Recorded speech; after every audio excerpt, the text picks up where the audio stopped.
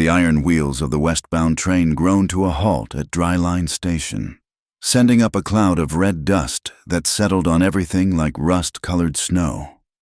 Through the grimy window, Mara Quinn watched the ramshackle town materialize from the heat-shimmer wooden storefronts leaning against each other like drunken companions, signs creaking in the desert wind. She clutched her mother's violin case tighter, feeling the worn leather handle bite into her palm. Inside her travel bag, folded between her few remaining dresses, lay the water rights map her brother Patrick had left before joining the cavalry. It was all she had now, that and the determination to keep his land claim alive until he returned. The conductor's voice rang out, "Dry Line, all passengers for Dry Line. This is your stop." Mara stood, smoothing her travel-worn dress. The black fabric had faded to gray after 18 months of mourning, but she couldn't afford new clothes, not when she had barely enough coin for a week's board. The platform was chaos. Cowboys jostled past, spurs jangling. A woman in bright satin hurried by, avoiding eye contact. Somewhere a baby cried, and the smell of coal smoke mixed with horse manure and sage. "Watch yourself, widow woman," a gruff voice warned as a man shouldered past, nearly knocking her down. She steadied herself against a post, pride keeping her spine straight. The pawn shop stood across the street, its window displaying pocket watches, guns, and a dusty wedding dress. Her stomach twisted. The violin had been her mother's, brought from Ireland, played at countless barn dances and christenings. But hunger was a more immediate concern than sentiment. Inside the pawn shop, the air was thick with tobacco smoke. The proprietor, a thin man with calculating eyes, barely glanced up from his ledger. "What have you got?" Mara set the case on the counter with careful reverence.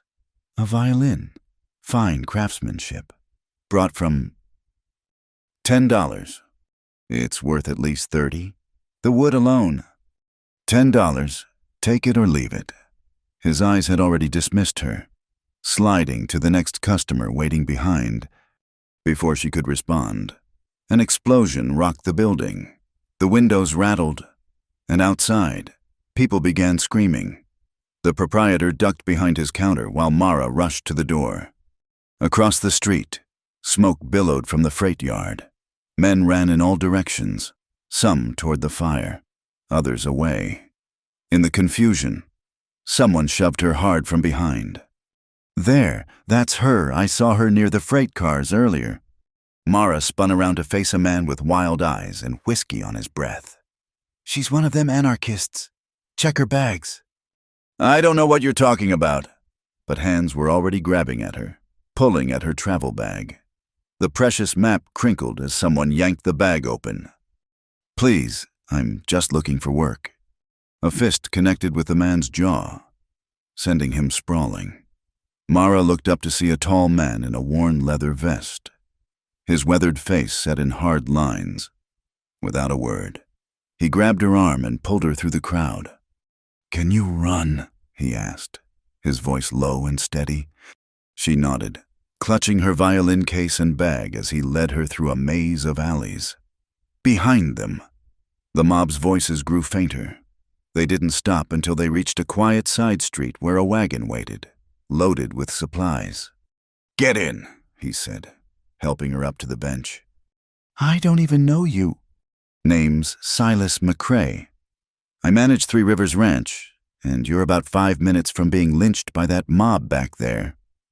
His gray eyes met hers, steady and surprisingly gentle despite the harsh words. They get excited whenever something goes wrong. Easier to blame strangers than look for real answers.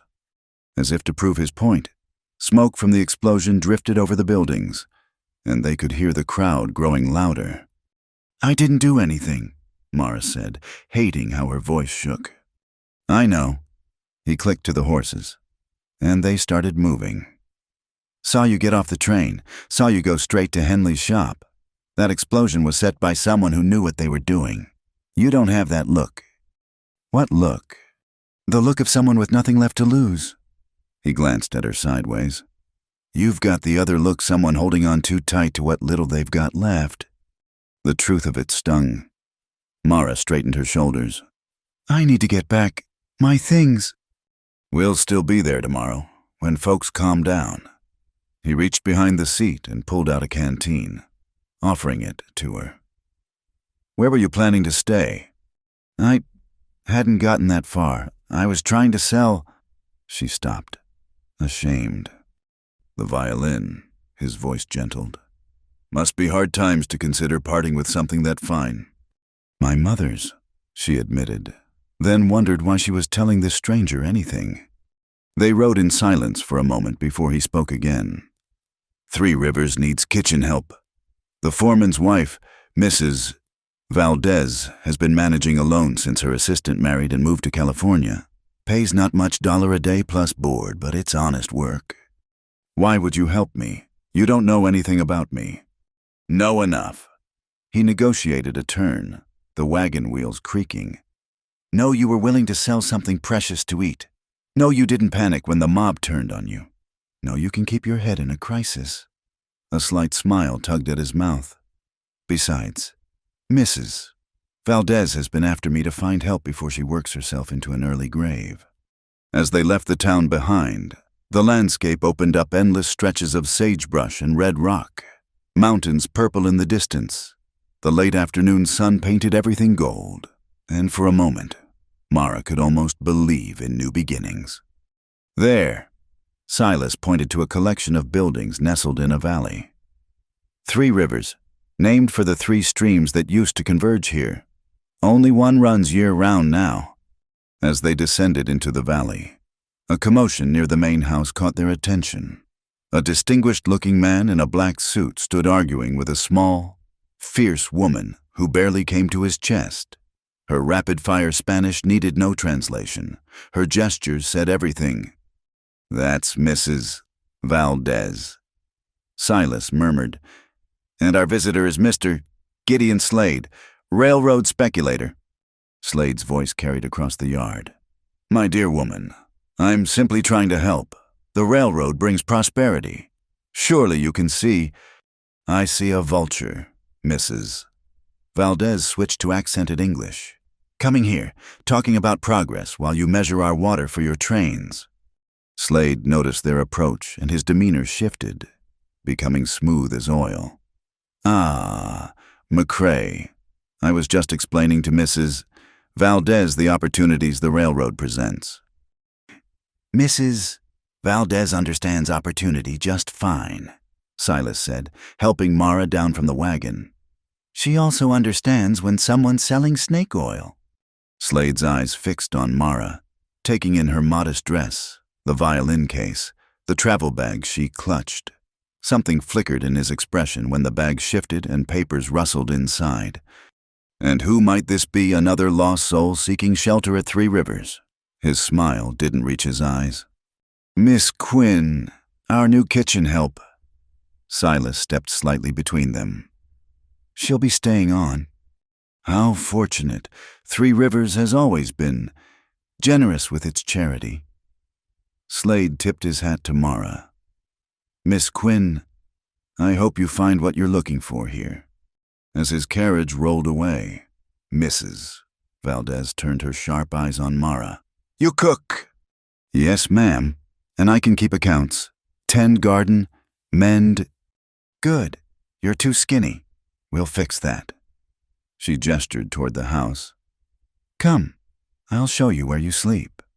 As Mara followed her inside, she caught Silas watching Slade's retreating carriage with narrowed eyes.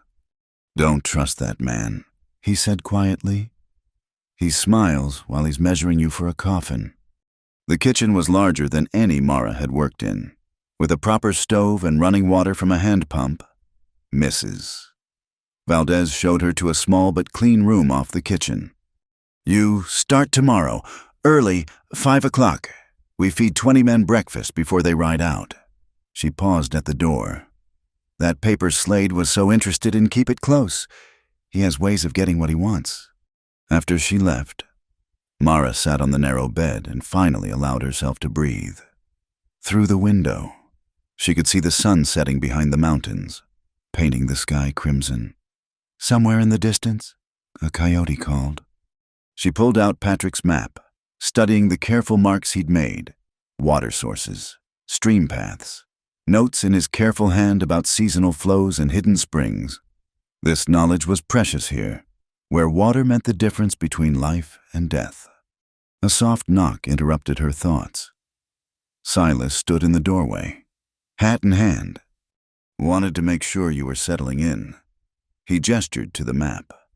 What Slade was eyeing. She hesitated, then nodded. My brother's... he's with the cavalry now. Asked me to look after his claim. Water rights. And land, but mostly water. She carefully folded the map. Is that why Slade's interested? Slade's interested in anything that gives him control. Water, in these parts, is better than gold. He studied her for a moment. Your brother army. 7th Cavalry, stationed at Fort Lincoln. Something crossed his face concern, maybe, or recognition. Long way from here. Everything's a long way from here, she said, trying for lightness. True enough. He set something on her small table, the coins she'd need for basic supplies. Advanced against your wages. Mrs. Valdez says there's stew on the stove if you're hungry. Mr. McCrae Silas, why did you really help me? He paused in the doorway, seeming to consider his words. My mother came west alone once, widow with 2 boys, trying to make a new start. Someone helped her when a mob decided she was trouble. He met her eyes, figured it was my turn to return the favor. After he left, Mara unpacked her few belongings. The room already felt more like home than anywhere had in months. She could hear voices from the main room cowboys returning for supper. Mrs. Valdez ordering someone to wash before sitting at her table. Laughter rough but warm. Later, as she lay in the narrow bed listening to the unfamiliar sounds of the ranch settling for the night, she thought about Silas's words. Water better than gold. In the darkness, she pressed her hand against the place where she'd hidden Patrick's map beneath her mattress. Tomorrow she'd write to him, tell him she'd found a place, temporary though it might be. She'd keep his land safe, keep the water rights secure. It was the least she could do for the brother who'd always protected her. Outside her window, a night bird called, and somewhere in the distance, she could hear the faint whistle of the evening train. But here, in this small room that smelled of sage and wood smoke, she felt something she hadn't experienced in months safe. The train whistle sounded again, lonely in the darkness, and Mara pulled the thin blanket higher. Whatever tomorrow brought, she'd face it. She'd survived worse than suspicious townsfolk and smooth-talking speculators. In the kitchen, the stove still radiated warmth. The big house creaked and settled around her like a living thing. And despite everything, the long journey, the terrifying afternoon, the uncertainty that lay ahead, Mara Quinn slept better than she had in months. The violin case safe beside her bed and hope, fragile as spring grass, taking root in her heart. The first light hadn't yet touched the mountains when Mara's feet hit the cold floor, through her small window. Stars still pricked the purple sky. She dressed quickly in the dark, her fingers finding buttons by memory, and made her way to the kitchen where a single lamp cast dancing shadows. Mrs. Valdez was already there, her gray hair neatly pinned, moving with the efficiency of someone who'd done this 10,000 mornings before. Good, you're awake. She handed Mara an apron.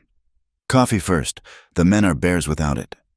The massive pot could have served as a bathtub for a small child.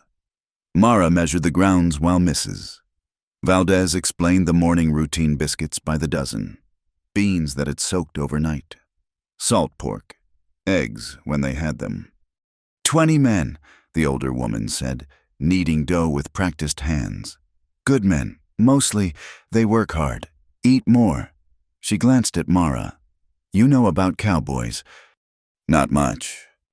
They're like boys, some of them missing home, trying to prove they're tough. Her hands never stopped moving. Feed them well. They'll defend you against the devil himself. By the time the sun crested the mountains, turning the world gold and crimson, the kitchen smelled of coffee and baking bread. Cowboys began filing in, hat in hand, boots scraped clean on the porch boards. "Morning, Mrs. V," they mumbled, voices still rough with sleep. "Isaiah, elbows off my table. Samuel, that shirt has seen better days. There's a needle and thread by the door. Mrs. Valdez commanded her kitchen like a general. "Boys, this is Miss Quinn. She'll be helping me keep you fed." A tall black cowboy with kind eyes nodded politely. "Ma'am, I'm Isaiah Cole." His voice carried a subtle accent, educated, Mara thought, not what she'd expected. Throughout breakfast, she observed the easy rhythm of the place. The men teased each other about everything from roping skills to a failed attempt at courting the schoolmaster's daughter in town. But when Silas entered, a subtle shift occurred. They straightened slightly, voices becoming more respectful. He caught her eye and nodded before addressing the room. "Water's running lower than usual in the east pasture. We'll move the herd to the northern section today." His gaze swept the assembled cowboys. "Isaac, take 3 men and check the upstream flow. Something's not right." After the men departed, Mara found herself alone with Mrs. Valdez in the sudden quiet. They worked companionably, washing dishes and preparing for the midday meal. "You're wondering about the water," the older woman said without looking up from her breadboard. "Silas mentioned it's precious here." "More than precious. It's life." Mrs. Valdez's hand stilled. 3 streams once fed this valley. My husband's father claimed this land because of them. Now only one runs true, and even that—" She shrugged, a gesture heavy with unspoken worry. Later, hanging laundry on the lines behind the house, Mara studied the landscape with new eyes. The ranch sat in a natural bowl, mountains rising on 3 sides. She could see the green ribbon of cottonwoods marking the creek's path, the way the grass grew lusher there. "Magnificent view." She startled, nearly dropping a wet shirt. A man stood nearby, not one of the cowboys. His weathered face bore the distinctive features of the local tribes, though he wore canvas pants and a cotton shirt like any ranch hand. "I didn't hear you approach." "Most don't." He smiled, transforming his stern features. "I'm Joseph. Some call me Atsa. I scout for McCrae." "Mara Quinn." He nodded as if he already knew.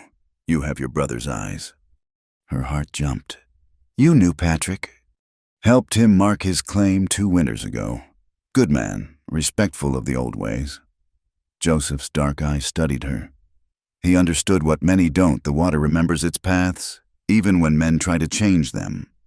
Before she could ask more, he pointed to the northeastern mountains. "Storm coming, 3 days, maybe 4. The sky was crystalline blue, not a cloud in sight, but something in his certainty made her believe him. That afternoon, while Mrs. Valdez rested, Mara explored the ranch buildings. The barn smelled of hay and horses, leather and manure. She found Silas there, working on a broken bridle. "Joseph says a storm's coming." His hands didn't pause in their work. "If Atsa says it, it's true. Man can read the land like scripture." He glanced up. "How are you settling in?" "Well enough. Mrs. Valdez is a good teacher." "She speak of her husband?" "No. Died 3 winters back. Sickness took him quick." Silas tested the repaired leather. "She could have sold, moved to town, stayed instead, says the land needs tending." Mara understood that kind of stubbornness. "Like my brother's claim." "Want to tell me about it?" She hesitated, then sat on a nearby crate. "Patrick filed on 160 acres north of here. Found water, not just surface streams, but signs of something deeper. He mapped it all before enlisting." The words came easier than expected. "Asked me to watch over it while he's gone." "That's what Slade was eyeing, your brother's water map." "How did you?" "Man like Slade doesn't get excited over ordinary land claims." Silas set down the bridle. "Your brother might have found something valuable. Old-timers talk about underground rivers in these parts. Indians, excuse me. The tribal peoples have known about them for generations. Joseph mentioned the water remembering its paths. Atsa knows things. Silas stood, dusting off his hands. Guard that map close. If Slade suspects what your brother found. He didn't finish, but his meaning was clear. That evening brought the ranch's weekly trip to town for supplies. Mara volunteered to go, needing thread and other necessities. Mrs. Valdez gave her a knowing look. Take Isaiah with you. Town's not always friendly to newcomers. The ride in the wagon gave Mara her first real chance to talk with the quiet cowboy. Isaiah handled the reins with easy competence, humming something low and melodious. That's beautiful, spiritual. He smiled. My mother's favorite hymn. She was a teacher at the Freedmen's School in Jefferson, made sure all her children could read, write, and sing. How did you end up here? Same as most, looking for a place where the past matters less than what you can do. His eyes stayed on the road. Silas judges a man by his work, not his color. That's rare.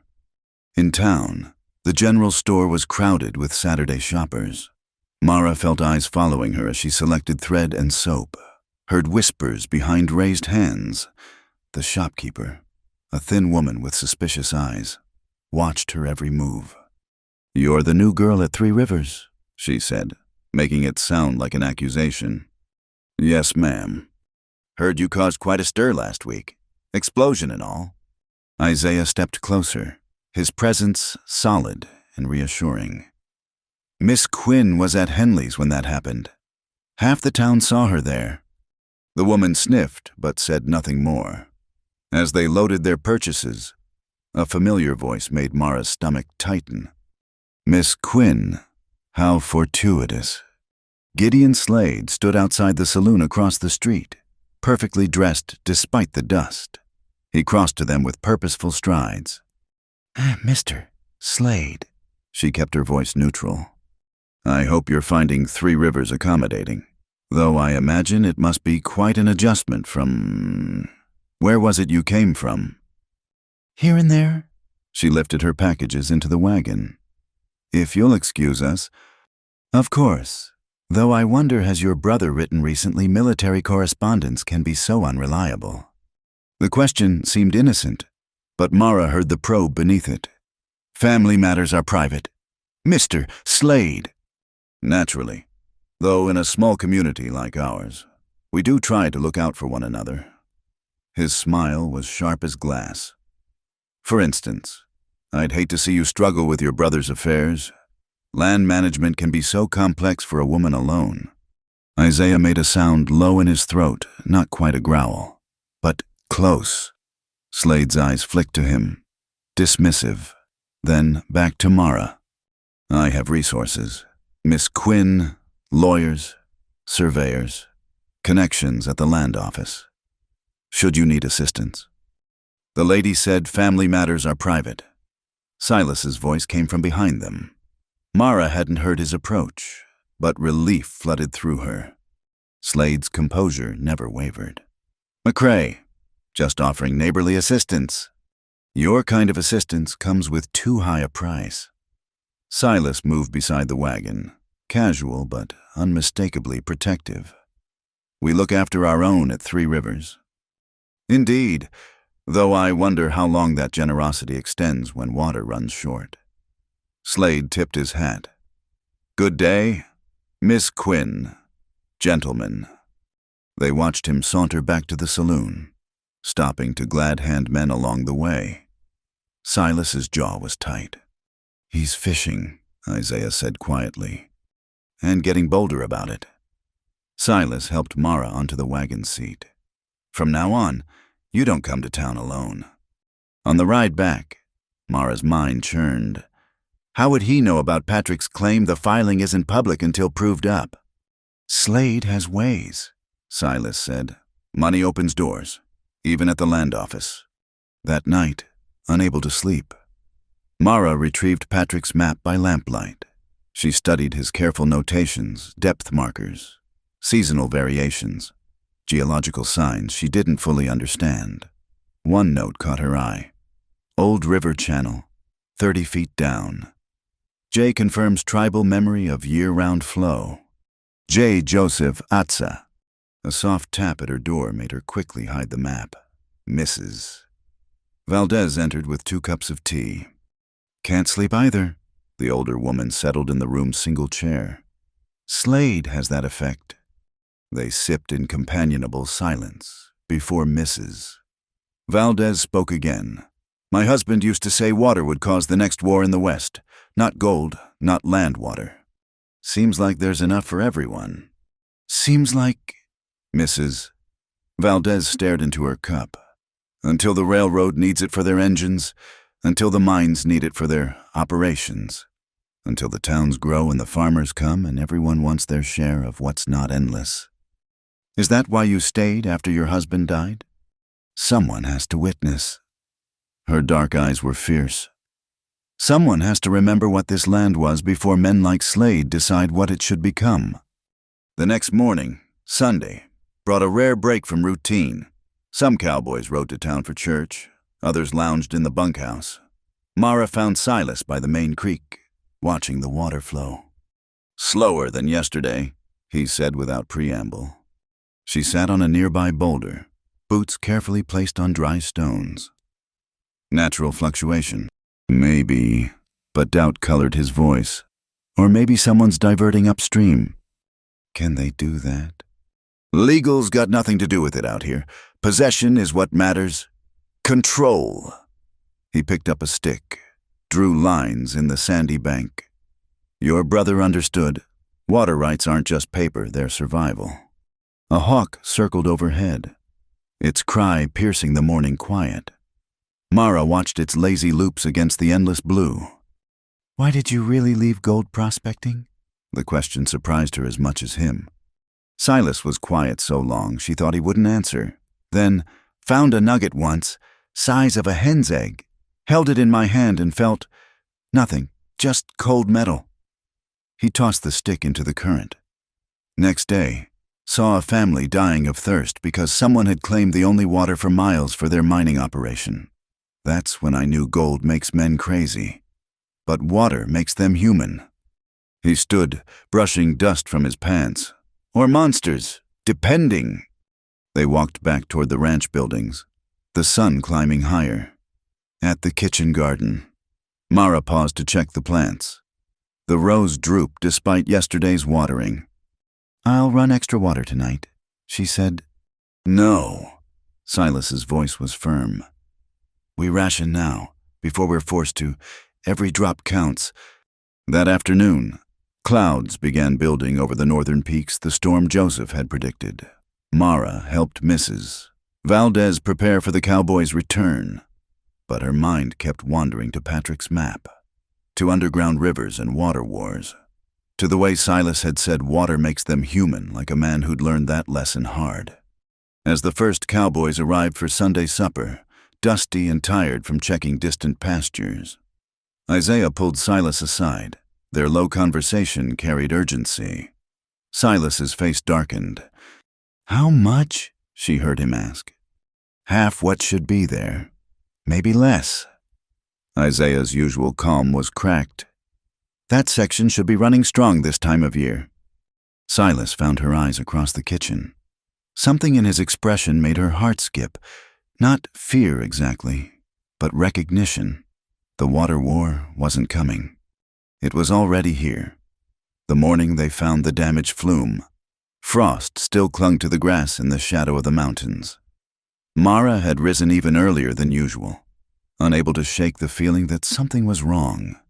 She found Silas already saddled up, Isaiah beside him, both men's faces grim in the pre-dawn light. Stay here, Silas said when he saw her approaching. This might not be safe. What's happened? Isaiah held up a length of sawed wood. Someone took an axe to the water flume last night. 3 sections destroyed. The flume, a wooden channel that carried water from the higher creek to the ranch's lower pastures, was their lifeline during dry spells. Without it, half the grazing land would go dry. Let me come, Mara said. I can help. Silas looked ready to refuse, but something in her expression stopped him. "Can you ride?" "Well enough." He nodded to Isaiah, who brought out a gentle mare. As they rode upstream, the damage became clear.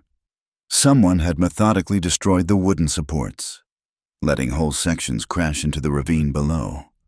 Water that should have been flowing to Three Rivers was seeping uselessly into the rocky ground.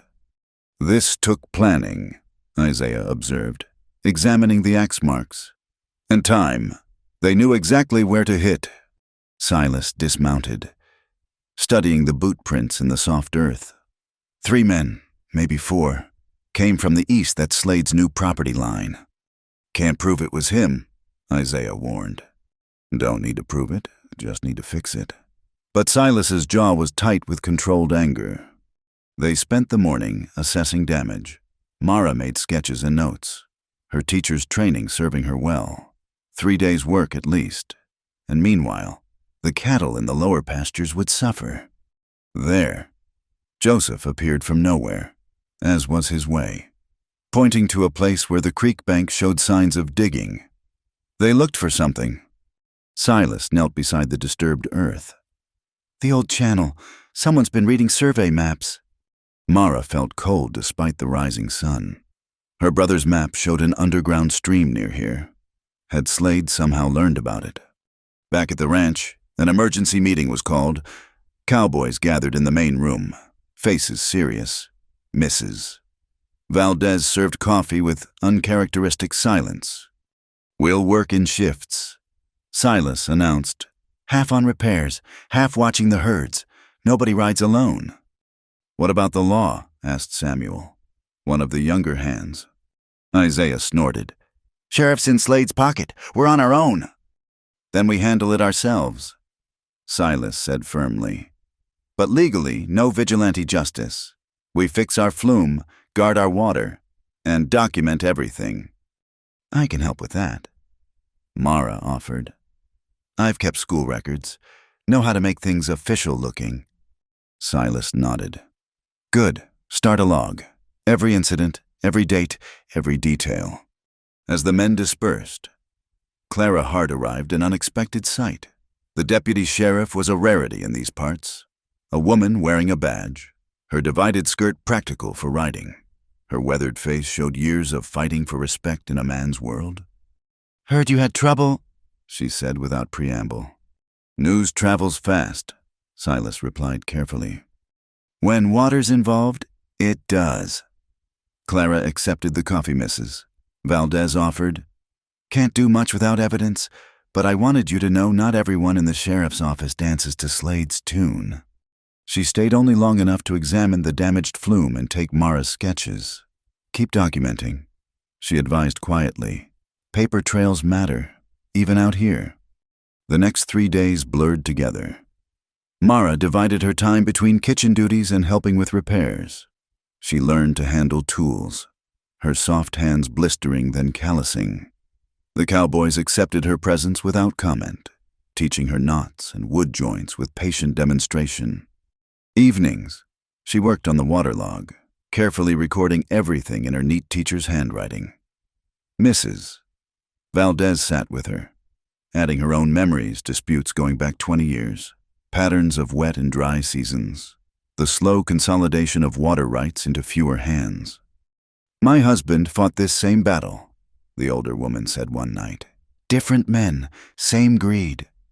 On the 3rd evening, as they were finally repairing the last section, riders appeared on the ridge. Mara counted 6 men, all armed. Silas motioned for everyone to keep working, but she saw hands drift toward gun belts. The riders descended slowly, deliberately. Slade led them, sitting his horse like a man who owned the world. "Industrious," he called out. "Though I wonder if you have permits for this construction." "Repairing existing structures doesn't require permits," Silas replied evenly. "As you well know." "Ah, but modifications do, and that appears to be a new design." Slade's smile was sharp. "I'd hate to see you run afoul of regulations." "Like you care about regulations," Isaiah muttered. One of Slade's men, a scarred individual with dead eyes, shifted his hand toward his pistol. The air grew thick with tension. Now, Slade said mildly. No need for unpleasantness. I'm simply a concerned neighbor. In fact, I have a proposition. Not interested. You haven't heard it yet. Slade leaned forward in his saddle. I'll buy your water rights. Fair price, cash money. You could relocate. Start fresh somewhere with reliable water. 3 Rivers isn't for sale. Everything's for sale. McCrae, it's just a matter of price. His eyes found Mara. Perhaps Miss Quinn understands business better. After all, she has her own interests to protect. Leave her out of this, Silas warned. Oh, but she's already in it. Aren't you, my dear? That brother of yours found something interesting. Didn't he something about the old water courses? Mara kept her face neutral despite her racing heart. I don't know what you mean. Of course not. Slade gathered his reins. Though I should mention I've been corresponding with Fort Lincoln. Terrible situation with the 7th Cavalry. So many casualties lately. Indian troubles. You know. The blood drained from Mara's face. Silas stepped forward. Fists clenched. That's enough. Simply sharing news, Slade said innocently. Though I do have connections who could ensure certain soldiers are kept from the most dangerous assignments. For the right considerations. The threat hung in the air like smoke. Mara felt rage building in her chest clean, hot anger that burned away fear. You're despicable, she said clearly. I'm practical. Slade tipped his hat. Think about my offer. Both of you. Water's precious, but family's irreplaceable. After they left, the silence stretched until Samuel spat in the dust. Someday, someone's going to put a bullet in that man. Not from 3 Rivers, Silas said firmly, but his eyes were dark with suppressed violence. That night, Mara couldn't eat. The threat to Patrick circled her mind like a buzzard. Mrs. Valdez found her in her room, staring at her brother's last letter. He wouldn't want you to give in, the older woman said gently. How can you know that? Because he asked you to guard his claim. Not sell it, not trade it, guard it. She sat beside Mara on the narrow bed. Men like Slade use fear as a weapon. Don't let him... But if something happens to Patrick because of me... Things happen in war because of war, not because his sister stood up to a bully. Later, unable to sleep, Mara walked out to the repaired flume. Water gurgled through it, a sound both peaceful and defiant. She found Silas there, keeping watch. Can't sleep either. She shook her head. I keep thinking about what he said, about Patrick. Slade's good at finding weak spots. Silas shifted to make room for her on a wooden crate. But threatening a soldier's safety to get water rights? That's low, even for him. What if he can really... He can't. Silas's voice was certain. Military assignments don't work that way. He's bluffing. How can you be sure? Because my brother died at Shiloh. After that, I learned everything I could about how the Army works. Slade might have connections, but field assignments are made by field commanders, not politicians. They sat in comfortable silence, watching stars wheel overhead. Somewhere in the distance, a coyote called to its pack. I won't give in, Mara said finally. I know. Even if, she stopped, swallowed. Even if the worst happens, Patrick wouldn't want his land going to someone like Slade. The worst won't happen. Silas looked at her, his face serious in the moonlight. We protect our own here. That includes you now. Something warm bloomed in her chest. Why what? Why include me? I've brought nothing but trouble. You've brought courage, he corrected. Mrs. Valdez smiles more. The men respect you. And, he stopped, looked away. And you remind me that there's still things worth fighting for besides just survival. Before she could respond, a shout came from the direction of the barn. They ran toward the sound. finding Isaiah and Joseph standing over fresh tracks. "Someone was here," Isaiah said grimly, "watching the house." The boot prints led from a concealed position with clear views of both the main house and Mara's window. A chill ran down her spine. "Double the night watch," Silas ordered. "And from now on, nobody sleeps alone in the outbuildings. Miss Quinn, you'll need to move to the main house." But no arguments. His tone brooked no refusal. "Mrs. Valdez has a spare room." As they walked back, Mara noticed Silas's hand hovering near his gun.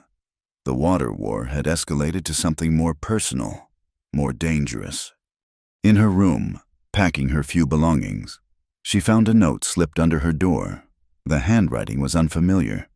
"Your brother mapped more than water. Meet me at the old mission ruins, midnight tomorrow. Come alone or the information dies with me. A friend." Mara stared at the paper, heart pounding. A trap, or someone with real information about Patrick's discovery. She folded the note carefully, hiding it with the map. Tomorrow she'd decide what to do. Tonight, she had to survive. As she carried her things to the main house, she saw Silas organizing the night patrol. He caught her eye, nodded once, a promise of protection. But Mara knew that in the end, some battles had to be fought alone. The water war had become personal, and somewhere in the darkness, enemies and allies waited to reveal themselves. Thunder rumbled over the mountains, Joseph's predicted storm finally arriving. But Mara suspected the real tempest was yet to come. The Autumn Harvest Festival transformed Dryline from a dusty frontier town into something almost magical. Chinese lanterns swayed between buildings, casting warm light over booths selling everything from preserves to horseshoes. The smell of roasting meat and apple cider filled the air, and for once, the harsh realities of water rights and land disputes seemed distant. Mara adjusted her best dress, a deep blue cotton she'd carefully mended and pressed. Mrs. Valdez had insisted on lending her a cameo brooch, and even styled her hair in an elaborate braid. "You look lovely, mija," the older woman said, stepping back to admire her work. "That Silas won't know what hit him." "It's not like that," Mara protested, but her cheeks warmed. "Of course not." Mrs. Valdez's knowing smile said otherwise. "Now go. The wagon's waiting." The ranch contingent had claimed several tables near the dancing platform. Cowboys she'd never seen in anything but dusty work clothes had transformed hair slicked. Boots shined, some even wearing string ties. Isaiah cut a particularly fine figure, drawing admiring glances from the town ladies. "Miss Mara," Samuel called out, already slightly tipsy on apple cider that had fermented a bit too long. "You clean up real nice." "As do you, Samuel." She smiled at his flustered pleasure. The festival officially opened with Mayor Franklin's speech mercifully brief, followed by the traditional lighting of the harvest bonfire. Children ran between the booths while their parents gossiped and bargained. For a moment, Mara could almost forget the note hidden in her room, the mysterious meeting she still hadn't decided whether to attend. "Care for some cider?" Silas appeared at her elbow, holding 2 cups. He'd traded his usual work clothes for a clean white shirt and dark vest that emphasized his broad shoulders. "Thank you." Their fingers brushed as she took the cup, and she noticed his quick intake of breath. "You look," he stopped, cleared his throat. "That's a nice dress." Mrs. Valdez helped. Why was she suddenly tongue-tied as a schoolgirl? They wandered through the festival, stopping to watch a knife-throwing exhibition and admire quilts displayed by the church ladies. At the shooting gallery, Silas won a small carved wooden horse, which he presented to her with mock formality. "For the lady," he said, bowing. "My hero." She laughed, clutching the little horse. It was roughly made but charming, and she found herself absurdly pleased by the gift. The fiddle music started as darkness fell proper. Couples began forming for the dancing, and Mara felt Silas tense beside her. "I should warn you," he said. I'm terrible at this. Dancing? My feet seem to have their own ideas about rhythm. Then we'll be well matched. She held out her hand. I haven't danced since William died. She didn't say, but he seemed to understand. He led her onto the platform with endearing caution. The first dance was a simple reel, and despite his warnings, Silas moved with surprising grace once he relaxed. His hand was warm and steady at her waist, and when he spun her, she felt momentarily weightless. You lied, she accused, breathless from the dance. You're quite good at this. You inspire improvement, he said, then looked startled at his own boldness. They danced 3 more sets, each one bringing them closer together.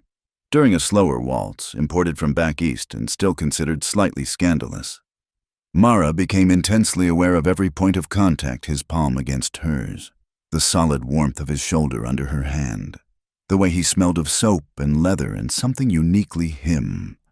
Mara, he said quietly, and her name in his voice sent shivers down her spine. I need to tell you something. But before he could continue, a commotion erupted near the beer tent. Raised voices, a woman's scream, the crash of overturning tables. They rushed toward the sound with everyone else.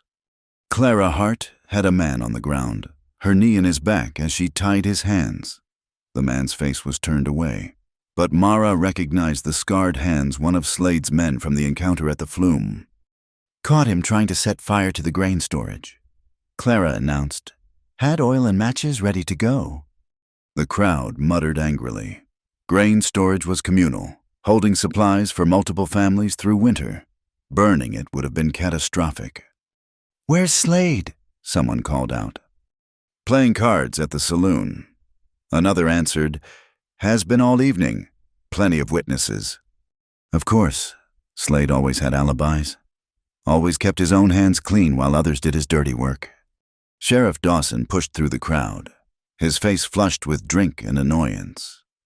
What's this about? Clara, you're spoiling folks' good time. This man attempted arson. Clara said firmly, I have 2 witnesses besides myself. Witnesses can be mistaken in the dark. Dawson's dismissive tone made it clear whose side he favored. Let him up. We'll sort this out Monday. He'll be long gone by Monday, Isaiah protested. Are you questioning my judgment, boy? The sheriff's hand drifted to his gun. The tension ratcheted up. Cowboys facing townsmen. Old division suddenly stark. Mara saw hands hovering near weapons and felt sick. This was how massacres started, how festivals became tragedies. Sheriff Dawson. A new voice cut through the tension. Judge William Crook. The circuit judge who happened to be visiting for the festival stepped forward, an imposing man with silver hair and piercing eyes. He commanded immediate respect. I believe I have jurisdiction in cases of attempted arson. Deputy Hart, please bring the accused to the courthouse. I'll hear evidence now. Dawson's face purpled, but he couldn't openly defy a judge. Clara hauled her prisoner to his feet, and a portion of the crowd followed them to the courthouse. Mara and Silas among them. The impromptu trial was brief but dramatic. Clara presented her evidence clearly. She'd been watching the man based on suspicious behavior. Saw him spreading oil, caught him with matches in hand. 2 townswomen corroborated her story. The accused, who gave his name as Thomas Grundy, claimed he'd been hired for pest control and was only trying to smoke out rats. Nobody believed him. 60 days in county jail. Judge Crook declared, and Mr. Grundy, you might want to reconsider your choice of employers. Next time it'll be prison. As they filed out, Slade stood across the street, watching. He touched his hat to Mara, a gesture that felt more like threat than courtesy. He's getting desperate, Silas said quietly. Desperate men make mistakes. Back at the festival, the mood had shifted. People still danced and laughed, but there was an edge now, awareness that violence had been narrowly averted. Mara found herself checking shadows, startling at sudden movements. Would you like to go back to the ranch? Silas asked, noticing her unease. No, I won't let him ruin this. She lifted her chin. Besides, I believe you promised me another dance. His smile was warm enough to chase away shadows. That I did. They danced until the fiddle player's arms gave out, then walked along the quieter streets at the edge of town. The moon had risen full and bright, turning the world silver and black. What were you going to tell me earlier? Mara asked. Before the fire. Silas was quiet for so long she thought he wouldn't answer. Finally, I've been thinking about what you said, about water being worth more than gold. You said that, actually? Did I? He smiled ruefully. Well, I was right. But it's more than that. These past weeks, watching you work, seeing how you've handled Slade's threats. He stopped walking, turned to face her. You've got more courage than most men I've known. I'm terrified half the time. Courage isn't about not being scared. It's about doing what's right despite the fear. His hand found hers, tentative. What I'm trying to say, badly, is that you've made me remember why I came back to ranching. Not for the land or the cattle, but for the chance to build something worth protecting. Her heart was racing now, and not from dancing. Silas! I know it's too soon. I know you're still grieving your husband, worried about your brother. I'm not asking for anything you're not ready to give. I just wanted you to know that you're not alone in this. Not anymore. She squeezed his hand, unable to find words. They stood there in the moonlight, hands clasped, until the church bell chimed 11 o'clock. 11. The note had said midnight at the old mission ruins. I should get back, she said reluctantly. Mrs. Valdez will worry.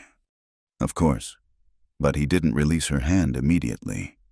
Mara, be careful. Whatever happens with Slade, promise you won't face it alone.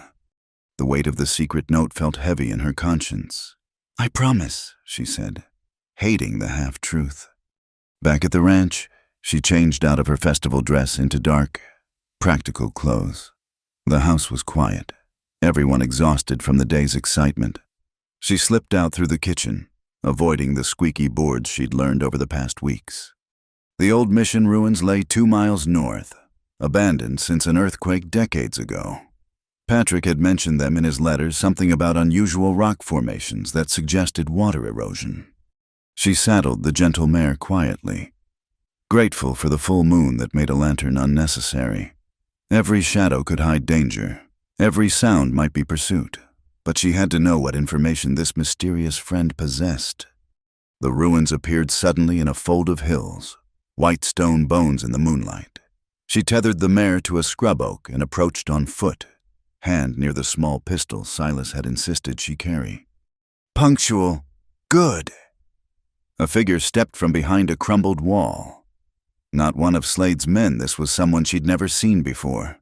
An older man, well-dressed, with the bearing of education and authority. Who are you? Dr. Marcus Thornton. I was the territorial geologist until Slade had me removed from my position. His bitter smile showed in the moonlight. Your brother consulted me about his finding. What findings? May I see his map? Mara hesitated, then pulled out the carefully wrapped document. Thornton studied it by moonlight, nodding. As I thought, your brother found evidence of the old riverbed, the ancient channel that once drained half this territory. It's not just water. Miss Quinn, it's a massive aquifer, trapped beneath layers of rock. Properly tapped, it could supply water for thousands. And Slade knows. Suspects. He's been buying up land along the projected course, but without Patrick's survey markers. He's guessing. Thornton handed back the map. This is worth more than gold, more than railroads. This is the future of the territory. Why tell me why risk meeting? Because Slade destroyed my career when I wouldn't falsify reports for him. Because your brother was a good man who wanted the water used fairly, not hoarded by one man's greed. He pulled out a leather portfolio. These are my geological surveys. They support Patrick's findings. combined with his map, their legal proof of the water's extent and ownership. Mara took the portfolio with trembling hands. "Thank you." "Be careful. Slade has ears everywhere. I'm leaving the territory tomorrow. It's not safe for me anymore. But perhaps you can succeed where I failed." He melted back into the shadows before she could ask more questions. Mara tucked the portfolio inside her coat and mounted quickly. The ride back seemed longer, every sound magnified by fear and anticipation. She was so focused on potential pursuit that she almost missed the glow on the horizon. Fire! And it was coming from the direction of 3 Rivers. Spurring the mare to dangerous speed, she raced toward home. The glow grew brighter, and her heart sank. The barn. The hay stored for winter feed. By the time she arrived, the firefighting was in full swing. A bucket brigade stretched from the well to the burning building. She could see Silas directing efforts, Isaiah leading men to save what equipment they could. She grabbed a bucket and joined the line. Hours passed in smoke and sweat and desperation. Dawn was breaking by the time they got the fire under control. The barn was gone, along with half their winter feed, but they'd saved the other buildings and, miraculously, all the horses. How, was all Silas asked when he saw her, taking in her smoke-stained riding clothes. The hour. The mare lathered with hard riding. "Later," she promised, "when we're alone." He nodded, trusting her judgment even exhausted and filthy with ash. It wasn't until full daylight, as they surveyed the damage, that Isaiah found the message, burned into a surviving beam where everyone would see. "Next time, the house. Consider Slade's offer." "Mrs." Valdez spat in the ashes. "Cobarda, coward who strikes in darkness." "We need to report this," Clara said. She'd ridden out when she saw the smoke. "Judge Crook is still in town." "With what proof?" Silas asked tiredly. A burned beam could be anyone's work. "Then we make our own justice," Samuel growled, and several cowboys muttered agreement. "No." Silas's voice was iron. "We do this legal. We rebuild. We guard. We wait for Slade to make a real mistake." "And if he burns us out first?" someone asked. Mara stepped forward. "He won't, because now we have something he needs." She looked at Silas. "We need to talk. Privately." In the ranch office, she spread out Patrick's map and Thornton's surveys. Silas studied them in growing amazement. "This changes everything," he breathed. "With legal proof of this water, we can stop Slade cold, but we need to file the claims properly. Get Judge Crook to witness the documents before he leaves." "Mara, this is dangerous. Once Slade knows you have this..." "He already wants me gone. At least now we have weapons to fight back." She met his eyes steadily. "I'm tired of being afraid, tired of letting him dictate terms." Silas was quiet for a moment, then nodded. "All right, but we do this smart. Isaiah, Joseph, and I will escort you to town. We file the papers and get multiple copies certified. Clara can hold a set. Judge Crook another. And then we dig for water." His smile was sharp as a blade. "Let's see how Slade likes it when we prove there's enough water for everyone except those who'd hoard it." As they prepared to leave, Mara touched the little wooden horse in her pocket, a talisman from a simpler time just hours ago. The festival seemed like another life, but Silas's words echoed not alone anymore. The water war was escalating, but now they had ammunition of their own. The question was whether they could deploy it before Slade's next, inevitably more vicious attack. The storm hit 3 days after they filed the water rights papers. Joseph had warned them it was coming, something in the way the hawks circled, he said, and how the horses grew restless in their stalls. But nothing could have prepared them for its fury. It started with hail the size of marbles, drumming on the roof like artillery fire. Mara helped Mrs. Valdez moved the preserve jars away from windows as the ice stones grew larger, some big as hens' eggs. Then came the wind, howling down from the mountains like a living thing. "Everyone to the root cellar," Silas shouted over the noise. They crowded underground cowboys. Mrs.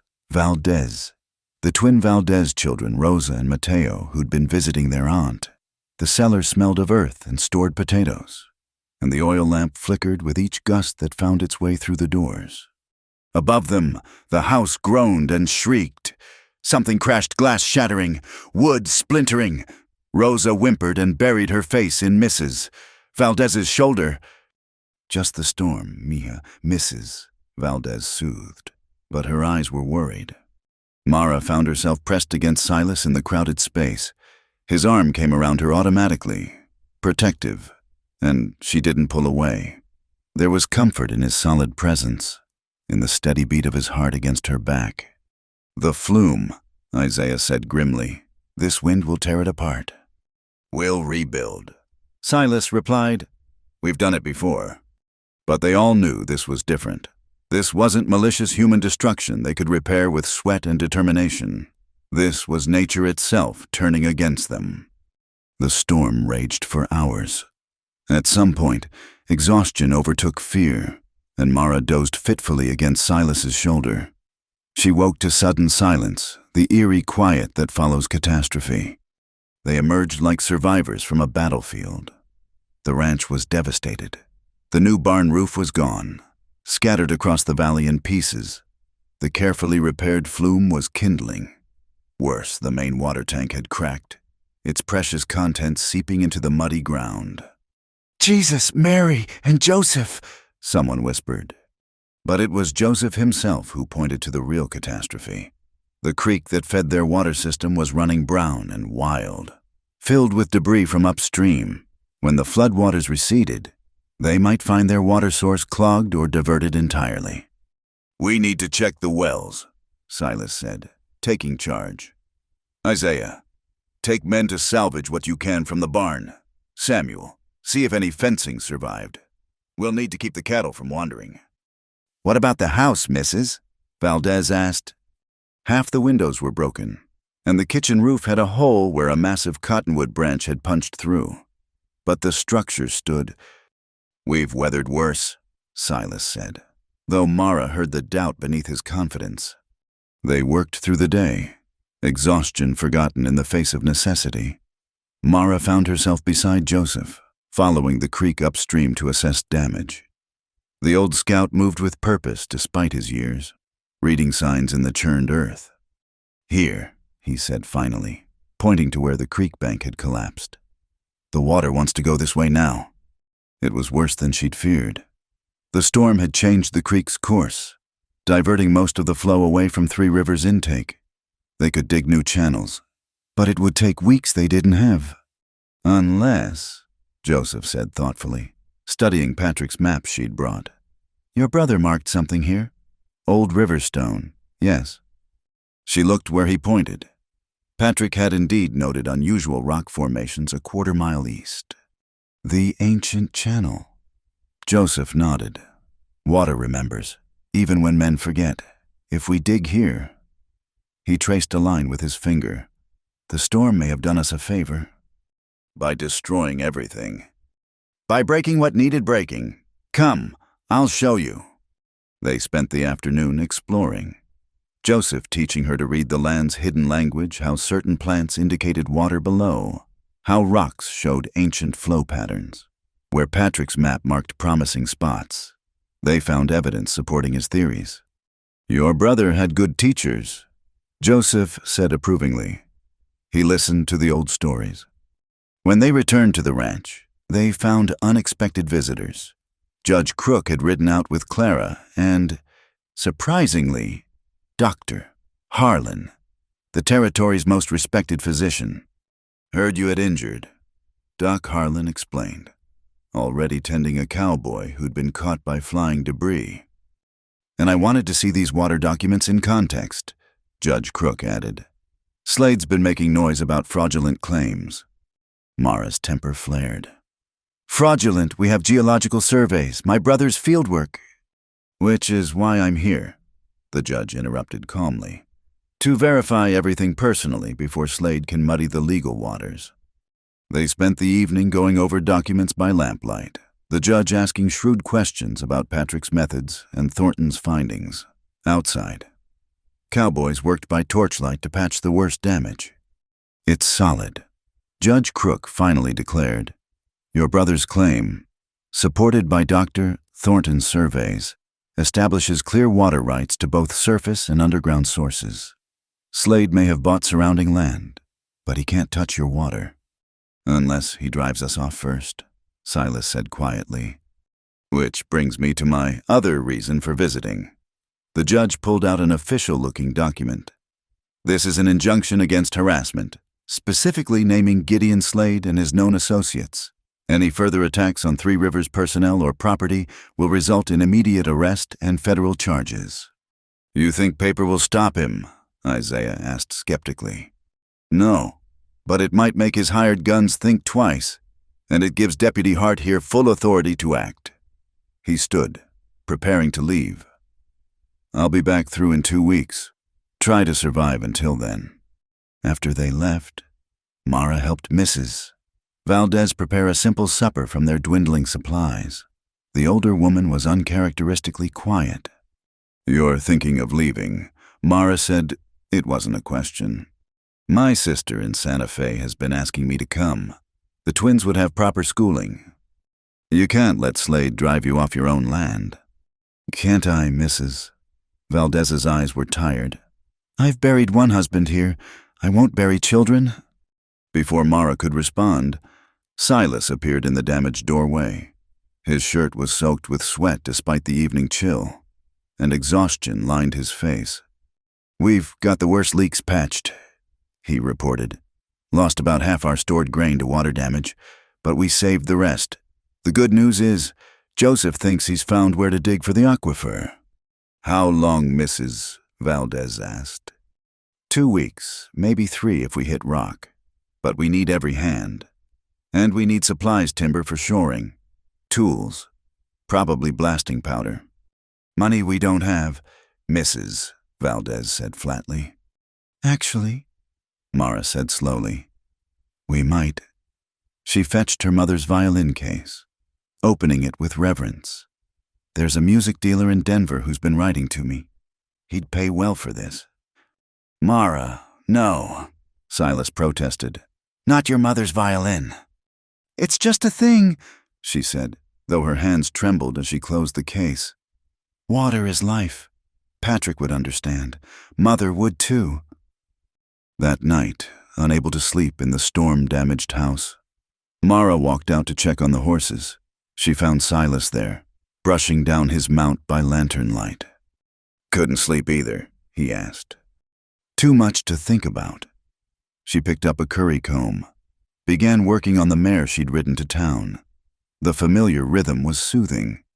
"Do you think we'll make it truth, not comfort?" He was quiet for a long moment. "I don't know. Slade's got money, men, political connections. We've got legal documents and determination. Sometimes that's enough. Sometimes it isn't." "You could leave," she pointed out. "Find work at a ranch where water isn't a battlefield." "Could you?" He looked at her directly. "Leave Patrick's claim, let Slade win." "No." "Then you have your answer." He moved closer, abandoning pretense of grooming. "Mara, that night at the dance, I started to say something." "I remember." "I'm not good with words. Spent too many years talking to horses and cattle. But these past weeks, watching you face down Slade, seeing your courage..." He took a breath. "You stole my heart faster than any gold fever ever could have." The words hung in the air between them. Mara's pulse raced, but before she could respond, he continued. "I know it's bad timing. We're fighting for survival here. And you're still grieving, still worried about your brother. But if something happens, if Slade escalates, I needed you to know how I feel." She set down the curry comb and stepped closer. Close enough to see the vulnerability in his eyes. "Nothing's going to happen. We're going to dig that well, prove the water exists, and build something lasting here." "You sound certain." "I am." She surprised herself with her own conviction. "Because I'm tired of just surviving. I want to live, to build, to..." She faltered, then pushed on. To have a future worth fighting for. His hand found hers. "Mara?" A gunshot cracked through the night. Then another. They ran toward the sound. Silas pulling his pistol. Cowboys emerged from the bunkhouse, similarly armed. "Over here," Samuel's voice, high with excitement. "I got one." They found him standing over a prone figure near the chicken coop. The man was wounded in the shoulder, cursing steadily. Matches spilled from his pocket. "Another firebug," Samuel said proudly. "Caught him red-handed." "That's 2 in a week," Isaiah observed. "Slade's getting desperate." "Or confident," Silas countered. "Testing our defenses, wearing us down." He knelt by the wounded man. "Who sent you?" The man spat. "Go to hell." "Samuel, ride for Doc Harlan. Isaiah, secure him in the tack room until Clara can collect him tomorrow." Silas stood. "Double the watch. They'll try again." As the excitement died down, Mara realized she was shaking delayed reaction to danger. Silas noticed, drew her aside. "You should go back to the house." "So should you. When's the last time you really slept?" "I'll rest when we're all dead from exhaustion." She touched his arm. "You can't protect everyone if you collapse. Please, a few hours." He looked ready to argue, then nodded. "You're right. But first, let's check those documents are still secure." In the ranch office, they verified the water rights papers were safely locked away. Mara noticed Silas swaying slightly on his feet. "That's it," she decided. "Sit." She pushed him into the desk chair, then surprised them both by settling onto his lap. His arms came around her automatically. "Mara, what?" "Shh." She rested her head against his shoulder. "Just for a moment. We both need this." She felt him relax incrementally, the constant tension finally easing. His hand stroked her hair, gentle and wondering. "I'm not good at needing people," he admitted quietly. "Neither am I. Maybe we can learn together." They stayed like that as the lamp burned low, drawing comfort from simple closeness. Outside, she could hear the night guards making their rounds, the distant howl of coyotes, the whisper of wind through broken buildings. "We should dig tomorrow," Silas said eventually. "Can't wait for supplies. Every day we delay gives Slade another chance to stop us." "Joseph showed me where the signs are good." "Then we dig." His arms tightened around her. "Whatever happens, Mara, I want you to know you've brought something back to life in me I thought was dead. Hope, maybe, or just the belief that some things are worth any risk." She lifted her head to look at him. In the lamplight, his face was all plains and shadows, weathered by sun and struggle, but his eyes were warm, alive with possibility. "Silas," she whispered. He kissed her then, gentle at first, then with growing passion as she responded. It was a kiss that tasted of promises and determination, of two people choosing each other in the midst of chaos. When they finally broke apart, both were breathless. "I should go," she said, not moving. "You should," he agreed, holding her closer. A throat cleared in the doorway. Isaiah stood there, carefully looking anywhere but at them. "Sorry to interrupt. Thought you should know Joseph's back from scouting. Says there's riders coming from the east. Maybe 20 men. Silas was on his feet instantly. Mara forgotten. "Slade." "Can't tell in the dark. But they're moving careful, like they don't want to be seen." "Wake everyone. Quietly. Get the women and children to the root cellar." Silas was already checking his rifle. "This could be it." Mara ran for the house, heart pounding. She helped Mrs. Valdez wake the twins, gathered what valuables she could carry. The violin case caught her eye, and she grabbed it impulsively. In the cellar, they waited. Rosa and Mateo huddled against their aunt, wide-eyed but silent. Mara checked the small pistol Silas had given her, hoping she wouldn't need it. Above, she could hear movements, their own men taking positions. preparing for siege. Then, horrible silence. Time stretched like taffy. Minutes or hours passed. Then, impossibly, laughter. Silas's voice calling, "All clear, false alarm." They emerged to find the yard full of riders, not Slade's men, but a cavalry patrol. At their head, a familiar figure in uniform. Patrick Mara flew across the yard, nearly pulling her brother from his horse. He caught her, laughing, swinging her around. "Hello, little sister. Got your letter about needing help? Thought I'd bring some friends." The soldiers were travel-worn but alert, their presence transforming the embattled ranch into something like a fortress. Mara couldn't stop touching Patrick's arm, assuring herself he was real.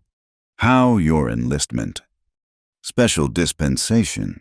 Turns out the Army's interested in water rights, too. This aquifer could supply future forts and settlements." His expression hardened. "Plus, word reached us about Slade threatening soldiers' families. The colonel took that personally." Silas approached, hand extended. "Mr. Quinn, your sister's been protecting your interests admirably." Patrick shook hands, assessing. Something passed between the two men, understanding. Perhaps, or recognition. "Mr. McCrae, thank you for sheltering Mara. She's more than earned her keep." Silas's eyes found hers. "Much more." Later, as soldiers set up camp and Patrick examined his water maps with new military surveyors, Mara found herself on the porch with her brother. "So," Patrick said conversationally, "want to tell me about you and McCrae?" "There's nothing to—" "Mara, I've been reading between the lines of your letters for months, and the way he looks at you." Patrick smiled. "I approve. For what it's worth. He's a good man." "It's complicated. Best things usually are." He grew serious. "I can only stay a week. Will you be safe here?" She thought of Silas, of Joseph's wisdom and Isaiah's steady presence, of Mrs. Valdez's fierce protection and even Clara's dedication to law. "Yes," she said simply. "This is home now." Patrick nodded, understanding more than she'd said.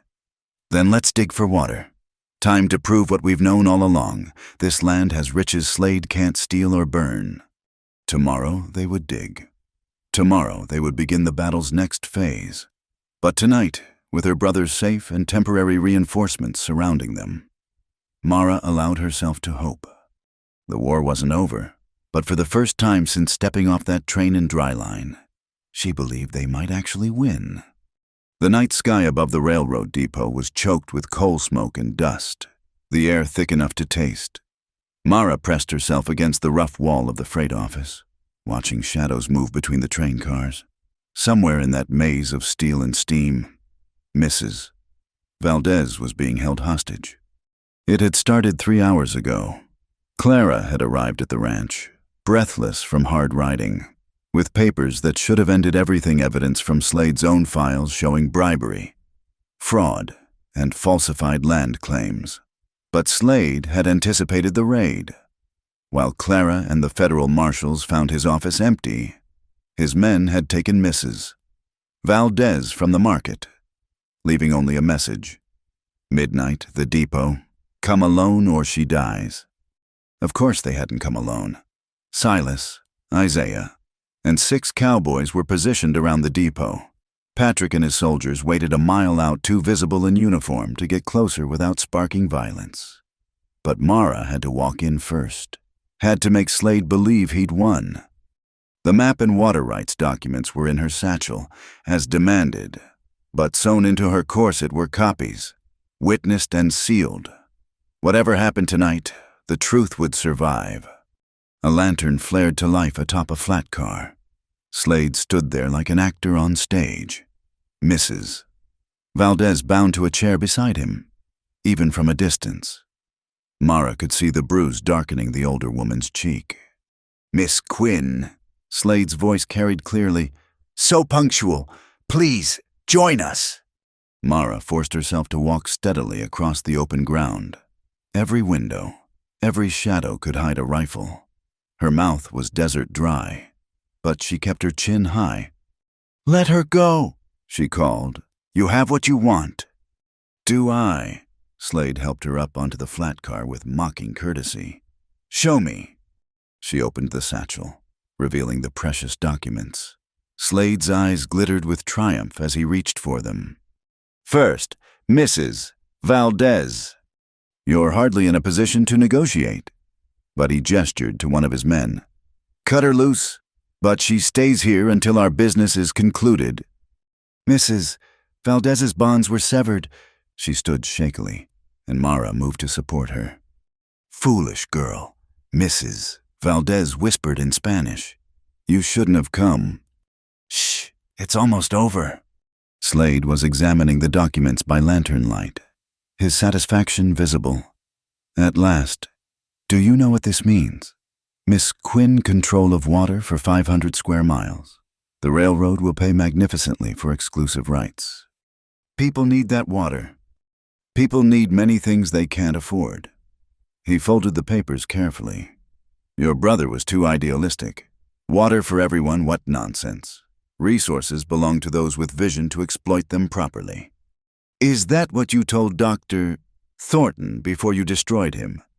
Slade's smile faltered slightly. "Thornton was a fool who couldn't see the bigger picture. Like your brother. Like you." He signaled to his men. "Take them to the stock car. We'll dispose of them once we're well away from here."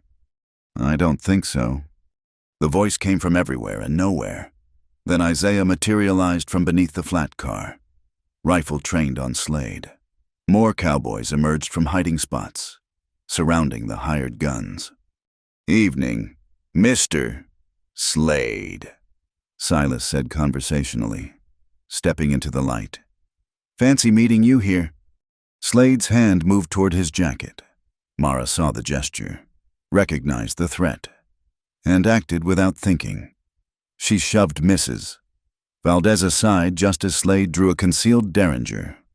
The shot was impossibly loud in the confined space. Mara felt the bullet whisper past her ear, heard it strike metal behind her. Then Silas was there, his larger body shielding both women. "Drop it!" he commanded, his own weapon steady on Slade. For a moment, violence teetered on a knife's edge. Slade's men fingered their weapons, calculating odds. The cowboys held steady, waiting. Then Clara's clear voice rang out. "Federal marshals, everyone freeze!" Uniformed men swarmed the depot, badges glinting in the lantern light. Clara herself led them, looking fierce and satisfied. "Gideon Slade, you're under arrest for kidnapping, attempted murder, fraud, and about 16 other charges we'll sort out later." "This is ridiculous." Slade blustered. "I'm a legitimate businessman. Who just shot at unarmed women in front of 20 witnesses?" Clara finished. "Save it for the judge."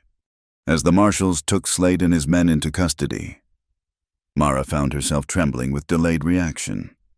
Silas's arms came around her, solid and safe. "You pushed her out of the way," he said roughly. "That bullet was meant for you." "Couldn't let him hurt her. She's family." "Brave, foolish woman." He pulled her closer.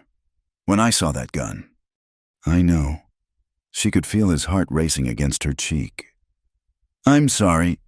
I had to make him believe." "I know." He pressed his lips to her hair. "Just don't ever scare me like that again." "Mara," Patrick's voice interrupted. He swung up onto the flat car, taking in the scene with a soldier's quick assessment. "You hurt?" "No, thanks to these gentlemen." She managed a shaky smile. "Perfect timing, as always." "Actually, that was Joseph's doing. He's been tracking Slade's movements all week, predicted he'd make his move tonight."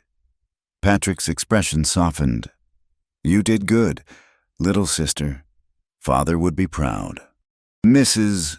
Valdez, recovered enough to be indignant, was already lecturing the marshals about proper arrest procedures.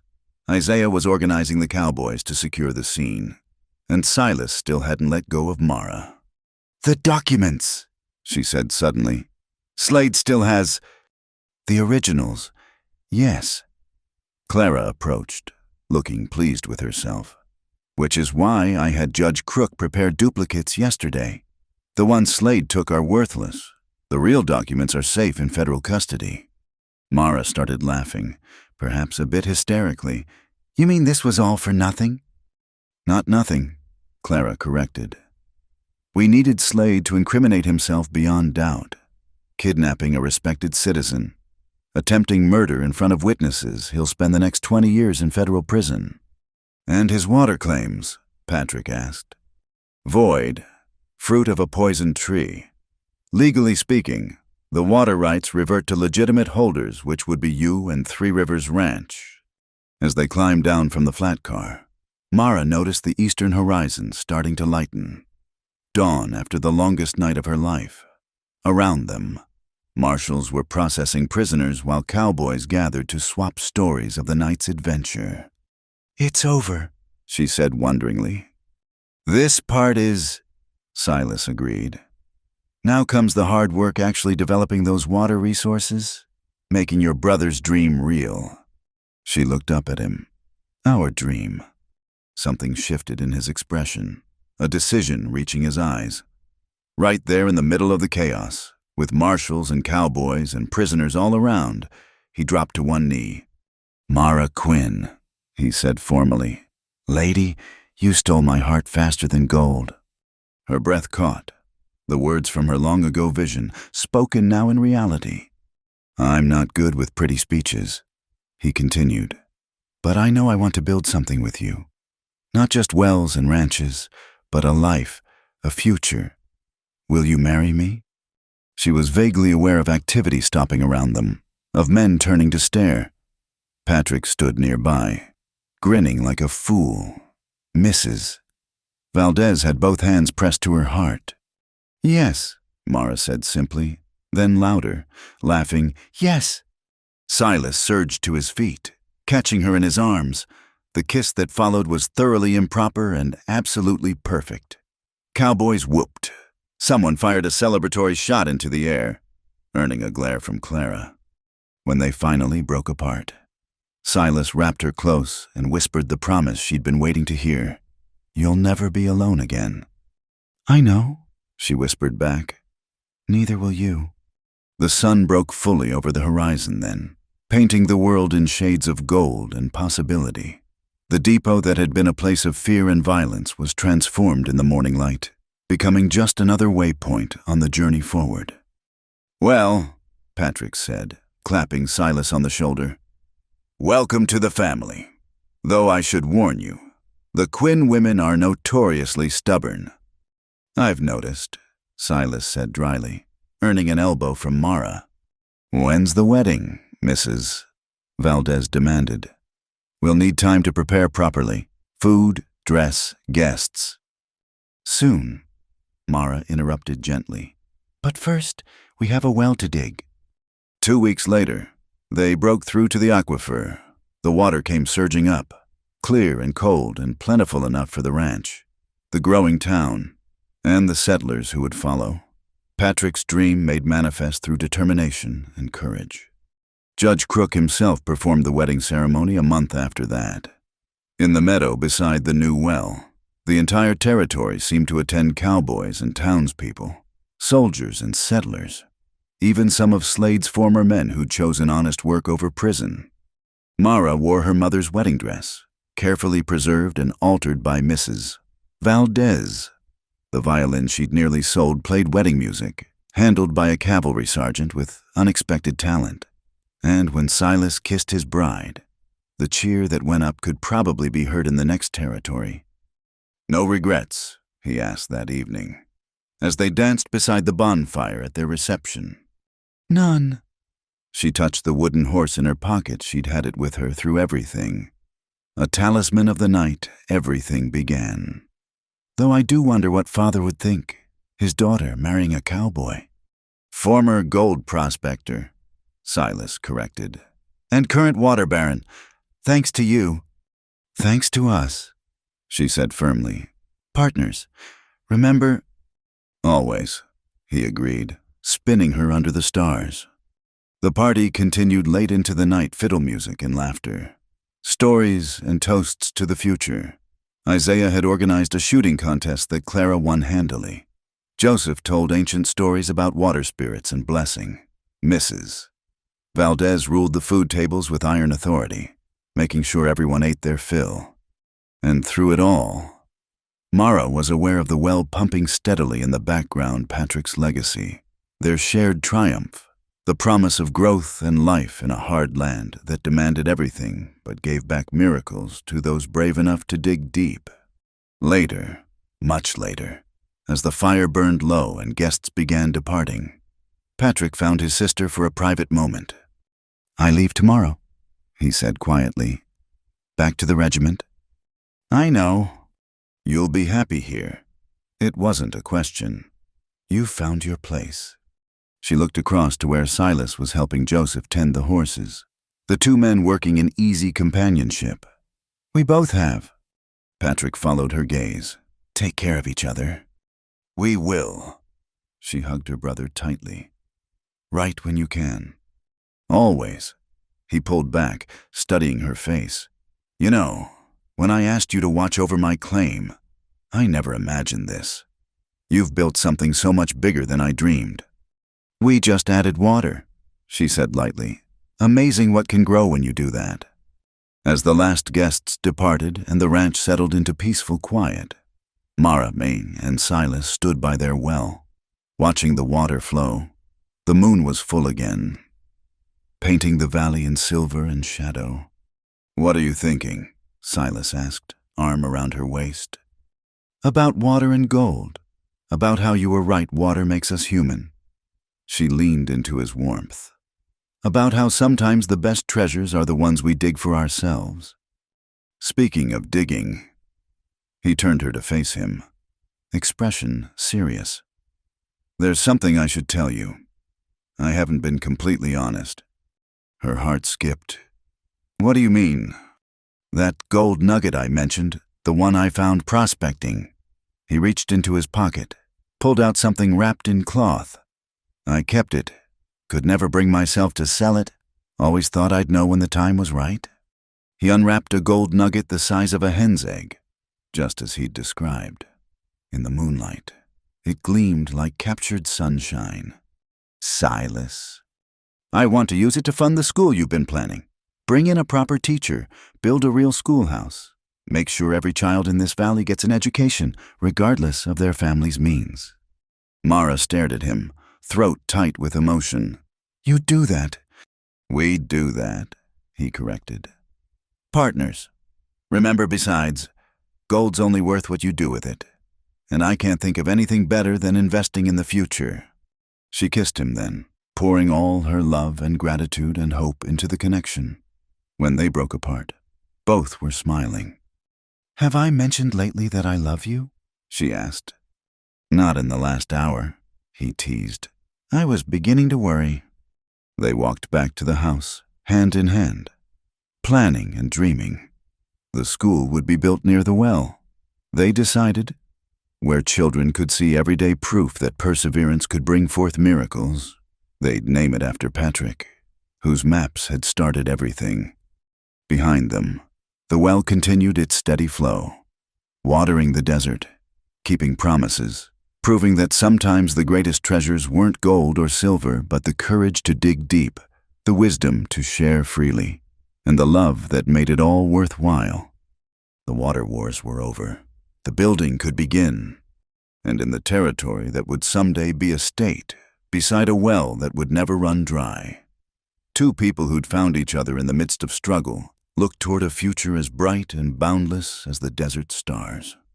The wooden bridge stretched across Dead Man's Gorge like a skeletal hand, its timbers groaning under the weight of the freight car. Mara gripped the railing as the pursuing horses thundered closer, their riders firing wild shots that splintered wood inches from her head. "He's getting away," Clara shouted, spurring her horse harder. Ahead, Slade's freight car picked up speed, carrying him and his remaining loyalists toward the territory border. He'd escaped during the transfer to federal prison, aided by guards he'd bribed one last time. Now he raced toward Mexico and freedom, unless they could stop him.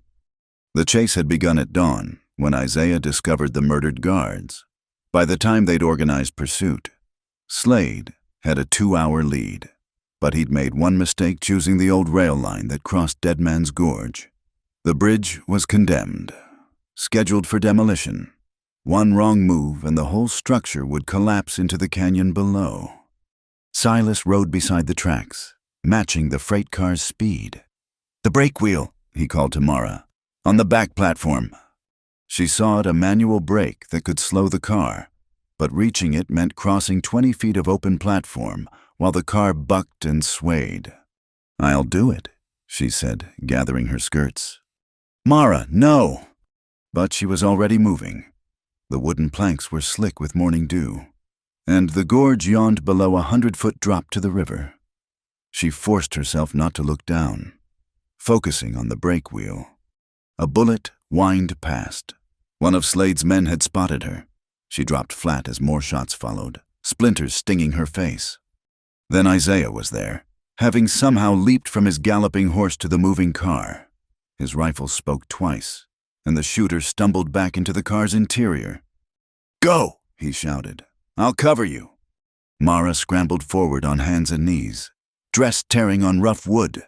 The brake wheel was just ahead. She reached for it. The bridge shuddered. A support beam gave way with a crack like thunder. The entire structure tilted, and Mara slid sideways, catching herself on a protruding bolt. Below, timbers tumbled into the gorge, seeming to fall forever before hitting the water. "The bridge is going!" someone screamed. But Mara had reached the wheel. She hauled on it with all her strength, feeling the mechanism resist, then slowly engage. The freight car's wheels screamed against the rails, throwing up sparks. Inside the car, she could hear Slade cursing, demanding more speed. But the brake was working. The car slowed, giving the pursuing riders time to close the gap. Another support beam snapped. The bridge tilted further, and Mara had to wrap both arms around the brake wheel to keep from sliding off. The freight car groaned, its weight straining the dying bridge. "Jump!" Silas had brought his horse alongside. "Now, Mara." She looked at the gap 6 feet of empty air above a killing drop. Her skirts would make it nearly impossible, but staying meant certain death when the bridge collapsed. She jumped. For a heart-stopping moment, she hung in space. Then Silas's arms caught her, hauling her across his saddle. His horse stumbled under the sudden weight but kept its feet. Behind them, the bridge gave a final shriek of tortured metal and wood. The center section collapsed, taking the freight car with it. Mara watched in horror as the car tilted, sliding backward toward the gap. "No!" Slade appeared at the car's door, realizing too late what was happening. The car hung balanced on the edge for an impossible moment. Then gravity won. It plummeted into the gorge, Slade's final scream echoing off the canyon walls before being swallowed by the roar of the river below. They sat frozen, staring at the ruined bridge, where the freight car had been. Only twisted rails remained, pointing at empty sky. "It's over," Clara said quietly. "He's gone." They made camp on the ridge overlooking the gorge while Clara documented everything for her report. The surviving members of Slade's gang had surrendered, facing federal prison without their leader's protection or resources. "You could have died," Silas said for the 10th time, still holding Mara as if she might vanish. "But I didn't." She touched his face, feeling the tension there. "We're safe. It's finished. When I saw you on that bridge." He pulled her closer. "Promise me something. No more heroics. My heart can't take it." "I promised to try," she said, which earned her a look. "Silas, you married a frontier woman, not a porcelain doll. Sometimes risks are necessary." "I know." He kissed her forehead. "Doesn't mean I have to like it." Isaiah approached with coffee, moving stiffly from his own jump to the freight car. "Thought you should know I searched the wreckage at the canyon bottom. Found Slade's body and his papers, including these." He handed over a leather portfolio, water-stained but intact. Inside were deeds, contracts, and most surprisingly, a detailed journal of Slade's operations. He documented everything. Clara marveled, reading through it. Every bribe, every threat, every illegal land grab. This will let us undo 20 years of corruption. What about the families he drove off their land? Mara asked. We'll find them. Return what was stolen. Clara's smile was sharp with satisfaction. Justice may be slow, but it's thorough. They rode back to Three Rivers as heroes, though Mara felt more exhausted than triumphant. The ranch looked different, somehow peaceful, in a way it hadn't been since her arrival. No guards patrolling, no tension in the air, just home. Mrs. Valdez met them at the door, taking one look at Mara's torn dress and scraped hands before bustling her inside. Madre de Dios, what have you done now? Saved the territory, Silas said dryly. Again. Then she needs a bath and proper food. Heroes still need to eat. That evening, as Mara soaked in the copper tub, she heard voices from the main room. Judge Crook had arrived to take Clara's report and oversee the distribution of Slade's seized assets. The water rights will be divided among the original claimants. The judge was saying, the Quinn McCrae holdings are already secure, of course, but there are a dozen of other families who'll benefit. What about the school? That was Silas. Mara's been planning. Already approved. The territorial government is granting the land. And with the gold nugget you've donated plus the fines from Slade's operation, funding is secured. Mara smiled, sinking deeper in the warm water. A school. Patrick's dream and hers, made real. Later, she found Silas on the porch, watching the sunset paint the mountains crimson. She settled beside him on the bench, wrapped in a shawl against the evening chill. No regrets, she asked. About Slade, he considered. No, he chose his path. I'm just grateful no one else died for his greed. The bridge wasn't your fault, or mine. I know. He pulled her against his side. Still see it when I close my eyes, though. You sliding toward the edge. But Isaiah caught me. You caught me. She laced her fingers through his. We caught each other. They sat quietly as stars emerged overhead. From the bunkhouse came the sound of a harmonica, someone playing a slow melody, peaceful sounds of a peaceful evening. I've been thinking, Silas said eventually, about the future. The territory's changing. The railroad's coming properly this time, not through corruption. Towns are growing. Soon this won't be frontier anymore. Does that bother you? Would have. Once. Now. He squeezed her hand. Now I think about children going to school instead of working. Families farming without fear of their water being stolen. Law that means something. He paused. Civilization might not be so bad. As long as we're building it together, Mara agreed. A rider approached Joseph, returning from his scout of the northern boundaries. He dismounted with his usual fluid grace, joining them on the porch. The rains are coming, he announced. 3 days, maybe 4. The grass will be good this year. And the water, Silas asked. Flowing strong. The new wells tap deep, they'll last.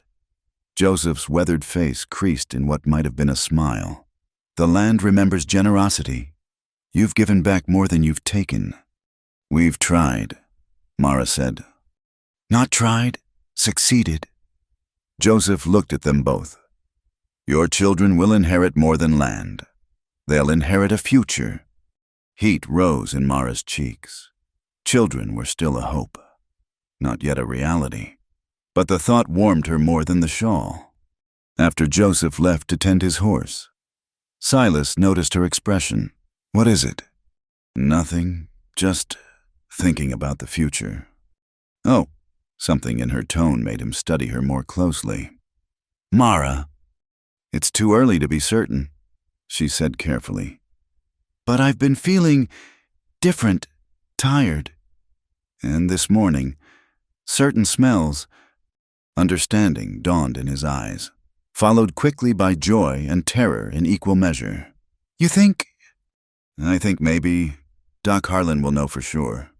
Silas pulled her into his arms, holding her as if she were spun glass. "A baby. Our baby." "Possibly. Probably." She laughed at his expression. "Don't look so frightened. Women have been doing this since the beginning of time. Not my woman, not carrying my child." But he was smiling now, wonder replacing fear. "When—" "Spring, if I'm right, when the desert blooms." He kissed her then, sweet and tender, a promise without words. When they broke apart, his hand rested protectively over her still flat stomach. "We'll need to expand the house," he said, already planning. "A proper nursery, and the school should be finished by then. Our child will have a place to learn." "Our children," Mara corrected. "I don't intend to stop at one." "Greedy woman," he teased, but his eyes were bright with dreams. The next morning brought confirmation from Doc Harlan and congratulations from the entire ranch. Mrs. Valdez immediately began knitting, while Isaiah started planning a cradle in the workshop. Even the taciturn cowboys seemed lighter, offering shy good wishes. "A new generation," Clara said, stopping by with final paperwork. "Born free of the old corruptions. That's worth fighting for." And as Mara stood by the well that had started everything, feeling the new life quicken within her, she understood the truth of it. They'd fought for water, for justice, for survival. But really, they'd fought for this, the chance to build something lasting, to plant seeds in desert soil and watch them grow. The water wars were over. The building years had begun. And in the heart of the territory, beside a well that would never run dry, the future took root and reached toward the endless sky. Spring came to the valley like a promise kept. Where brown earth had stretched for miles, now wildflowers bloomed in impossible profusion, purple lupine, golden poppies, the delicate white stars of desert primrose. The rains Joseph had predicted had been generous, and the land responded with joy. Mara stood in the doorway of the new schoolhouse, one hand resting on her rounded belly, watching children arrive for the morning lessons. They came from everywhere, ranch families, the growing town, even some from the reservation, welcomed by Joseph's influence. The Patrick Quinn School was more than she'd dreamed, with real glass windows, a wood floor, and books donated from as far away as San Francisco. "Mrs. McCrae?" Little Rosa Valdez ran up, pigtails flying. "Look what I wrote." She held up a slate covered in careful letters. "Beautiful work. Rosa, you're ready to help teach the younger ones." The girl beamed and scampered inside where Miss Eleanor Whitman, the teacher they'd hired from back east, was preparing the day's lessons. Mara had wanted to teach herself, but Doc Harlan had forbidden it this late in her pregnancy. "You've done enough," he'd said firmly. "Time to let others carry the torch." A familiar warmth at her back told her Silas had arrived. His arms came around her, hands gentle on her belly. "How's our little one this morning?" "Active. I think we have a future bronc rider." "Or a dancer," he countered. "Could be a girl, you know." "Either way, they're eager to meet the world." She leaned back against his strength. "The ceremony's this afternoon." "Yes, Joseph's bringing the tribal elders. They want to bless the water station properly. The community water station, their latest project, free water for travelers, funded by the profits from their wells. It stood at the crossroads where the new railroad would pass, a testament to different values than Slade had represented. "Isaiah's finishing the dedication plaque now," Silas continued. "And Clara's bringing that photographer from Denver. She wants everything documented for the territorial records." "Our Clara, still making sure justice is recorded properly." "Sheriff Clara now," Silas reminded her with a grin. "Though she says the job's gotten boring without Slade to chase." They stood together watching the school fill with children's voices. 2 years ago, this had been empty land. Now it held hope. Mr. McCrae. Samuel rode up fast, face flushed with excitement. Mrs. Valdez sent me to fetch you both. There's a visitor at the house. Says it's important. They exchanged glances. Unexpected visitors rarely brought good news. But when they reached the ranch house, they found Mrs. Valdez serving coffee to a well-dressed elderly man who looked oddly familiar. Ah, Mr. and Mrs. McCrae. The man rose carefully. I'm James Thornton. I believe you knew my brother Marcus. Dr. Thornton. Mara's hand went to her throat. We heard he'd gone east. He did, to testify before Congress about water rights in the territories. The elder Thornton smiled. Thanks to his testimony and the evidence from the Slade case, new federal protections have been enacted. Water rights can no longer be monopolized by single entities. His work here mattered. Is he well? Mara asked, remembering the frightened man who'd met her at the ruins. Very well. He's teaching at Harvard now, inspiring future geologists. He sent me to deliver this. Thornton produced a leather journal. His personal notes on the aquifer system. He thought you should have them, for when your children are old enough to understand their inheritance. Mara accepted the journal with reverent hands. Another piece of the puzzle, another gift from those who'd fought beside them. The afternoon brought the whole community to the water station dedication. Joseph's ceremony was simple, but moving prayers in the old language. Water poured on the ground to honor the earth's generosity. The photographer captured it all, Joseph and the elders, the McCraes, Clara in her sheriff's badge, Isaiah standing proud beside the engineering work he'd helped design, Mrs. Valdez with the twins she'd officially adopted. Father Whitlock offered a Christian blessing, and Rabbi Goldman, newly arrived to serve the growing Jewish community, added Hebrew prayers. The territory was changing, becoming home to people from everywhere, united by the promise of water and opportunity. My friends, Judge Crook said, acting as master of ceremonies. 2 years ago, this land was controlled by one man's greed. Today, it serves all people freely. This is what justice looks like, not just punishment for the wicked, but abundance for all. As applause rang out, Mara felt a sharp twinge. She gripped Silas's arm, trying to breathe through it. False labor, she told herself. Too early yet. Another pain, stronger, not false. Silas, she whispered. He took one look at her face and swept her up in his arms. Doc, we need Doc Harlan. What followed was a blur that raced back to the house. Doc Harlan's calm instructions. Mrs. Valdez boiling water and issuing orders like a general. The pains came faster, stronger, and Mara found herself thinking wildly that this was worse than facing down Slade, worse than jumping from that bridge. You're doing fine, Silas said for the 100th time, letting her crush his hand. Perfect, brave, beautiful. Liar, she gasped, then cried out as another contraction hit.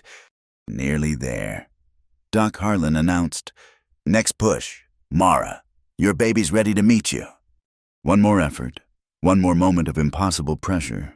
Then, a cry, high, indignant, perfect. A daughter, Doc Harlan said, placing the squalling infant on Mara's chest. Healthy and loud as her mother. Mara looked down at the tiny face, red and wrinkled and absolutely beautiful. Dark hair like her father, but her mother's stubborn chin already evident. Hello, little one, she whispered. Silas touched the baby's hand with one trembling finger. The tiny fist grabbed hold, and Mara watched her strong husband's eyes fill with tears. She's perfect, he breathed. What should we name her? Mara had thought about this. Hope Patricia McCrae, for the future, and for Patrick. Hope, Silas repeated. Yes. By evening, half the territory had stopped by with congratulations and gifts. The school children brought wildflower bouquets. The cowboys left carved toys on the porch, too shy to come in. Clara brought a tiny sheriff's badge for when she's older, and Joseph appeared silently to place a beaded blessing pouch beside the cradle Isaiah had built. "The circle continues," he said simply. "Water flows, life grows." Later, as night settled over the ranch, Mara sat in the rocking chair Silas had made, nursing their daughter. Through the window, she could see the lights of the growing town, the outline of the school, the gleam of moonlight on the water station. "No regrets?" Silas asked, echoing their old ritual. "None," she assured him. "You? Only that your brother couldn't be here. He'll come when he can. His last letter said the regiment might be posted closer next year." She smiled down at Hope, who was making small, contented sounds. She'll have so many people to love her, family by blood and choice. A soft knock interrupted. Mrs. Valdez peered in. "There's one more visitor. Says he's come a long way." They heard boots on the stairs, measured and familiar. Then Patrick stood in the doorway, dusty from travel, grinning like sunrise. "Did someone have a baby without inviting me?" Patrick Mara would have leaped up if not for the precious burden in her arms. "How?" "Discharged last month, honorable, with commendations." He crossed to kneel beside her chair, studying his niece with wonder. "Decided it was time to come home, if you'll have me." "Of course we'll have you," Silas said firmly. "This is your land too, your dream that started everything." "Our dream," Patrick corrected, echoing Mara's old words. "And look what's grown from it." Hope opened her eyes then, gazing up at her uncle with that mysterious intensity of newborns. Patrick offered his finger, and she gripped it as firmly as she'd held her father's. "Strong," he said approvingly. "She'll need to be, in this country." "She will be," Mara promised. "We'll make sure of it." They talked late into the night about the school, the water station, plans for the future. Patrick would manage the agricultural development, using his military experience with logistics. They'd expand the irrigation system, help more families establish homesteads, maybe even start that library Mara had been dreaming of. "It's not the frontier anymore," Patrick observed. "It's becoming something new." "Good," Silas said firmly. "The frontier took too much from too many. Time to build something gentler." As if in agreement, Hope made a small sound and settled deeper into sleep. The men lowered their voices, but kept talking, kept planning, kept dreaming. Mara leaned back in her chair, exhausted but profoundly content. Through the window, she could see the stars, the same ones that had watched over desperate struggles and quiet triumphs, over loss and love and new beginnings. She thought of that scared woman stepping off the train in Dryline, clutching her mother's violin and her brother's map. That woman could never have imagined this home, this family, this future spreading out like water finding its true course. "You were right," she murmured to Silas. "Water does make us human. It teaches us to share, to nurture, to believe in tomorrow." "We were both right," he said, kissing her forehead. "And we'll keep being right together." Outside, a coyote called across the desert, and another answered. But here in the lamplit room, surrounded by love and possibility, the McCrae family began their newest chapter. The water wars were history. The building years had flourished. And now, with Hope sleeping peacefully in her mother's arms, the living years could truly begin. In the territory that would soon be a state, beside wells that would never run dry, a new generation took its first breaths, and the desert, patient and enduring, whispered its ancient promise: where water flows freely, life finds a way. The future was here, and it was beautiful. Thank you for listening to our Wild West love story. If you enjoyed this tale of courage, water rights, and romance on the frontier, please share in the comments where you're listening from. I'd love to connect with fellow Western enthusiasts around the world. Don't forget to subscribe to Wild West Stories 1850 for more authentic tales from America's frontier days. If this story touched your heart, please hit that like button and support us by clicking the hype button so more people can discover these remarkable stories of the Old West. Until next time, partners, keep riding toward the sunset.